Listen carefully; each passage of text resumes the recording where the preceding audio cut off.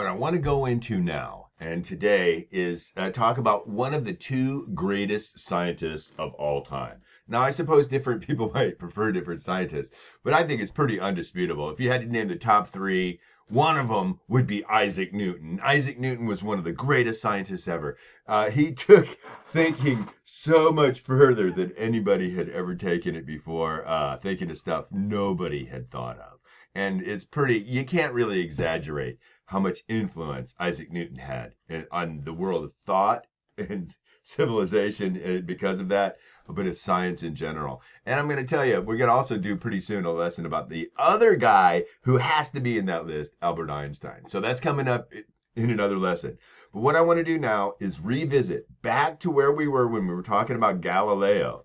Now, Galileo was a great scientist. I'll tell you what, Isaac Newton was even a greater scientist. Galileo invented the scientific method in a lot of ways, very influential. He was the first guy to look up at the sky with a telescope, and he had made certain observations that convinced him, the Earth does go around the sun. And to kind of recap that a little bit, you got to understand now Venus is inside of our orbit, right? It's closer to the sun than us.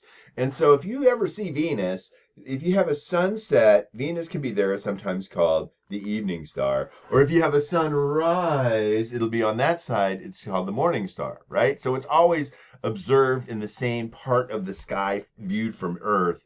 But when you look at it with a telescope, you can see that sometimes it's got phases, right? Sometimes it's lit from this way, where we're looking at the whole thing lit up, which means it has to be on the other side of the sun in order to be lit that much. And sometimes we see it lit where it's a crescent shape, which means it has to be on the same side as the sun as us, which means it has to be going around the sun. There's no other way around it. That was the real kicker evidence that Galileo saw. And he also observed that, wow, looks like the moon's made of rocks, and other things like that. Okay, but he got in big trouble for having that idea. Okay, there were wars being fought at this time. It's that, I love history in general. I wish we could spend a lot more time learning history in the whole context of scientific thought. But what was going on was the Protestant Reformation, okay, where wars were being fought. And so, again, study your history of that period of time in the 1600s. Galileo was kind of caught up in that, and he ended up convicted for heresy because this was an idea that was illegal to have. Remember, in America, we're allowed to have whatever ideas we want. You can't go to jail just for having an idea, right? Well, back then you could. And so he ended up being sentenced to house arrest because he kind of took it back. Oh, I'll never talk about it again. All right. But so now there was this big controversy that was out there, though. Does the Earth go around the sun, or does the sun go around the Earth? And let me tell you, it was more than just ideological. We're insisting to hang on to our old ideas and new ideas. We're going to reject them. It's really pretty dramatic. I mean, the whole concept that the Earth actually moves, that it spins on its axis. People back then were like, that's crazy talk. That's crazy talk. I mean, what it looks like when you're standing on the Earth, you can't feel it moving. And it looks like the sun rises in the east and goes across the sky and sets in the west. It looks like the sun is moving, like the stars are moving, that the whole heavens are rotating around us, mainly because we can't feel the motion, right? And if Earth was spinning, that means here, here in the Pacific Northwest or in England, we'd be moving about 650 miles an hour. You'd feel that. Back then, the fastest anybody could go was like on horseback, clippity-cloppity, clippity-clop, right? And so the whole concept of moving that quickly and not being able to feel it, because if you're moving on a horse, you can feel the wind blow and you can feel everything moving around, right? And they were arguing, wait, this is inconceivable. How could the Earth be moving? It's impossible because the oceans will be sloshing on their shores, and if the Earth was actually spinning around the sun, it would be going faster than 600. It'd be going thousands of miles an hour to make it all the way around in 1 year. How come we can't feel the motion? If we were moving that fast, it doesn't even mess up our hair.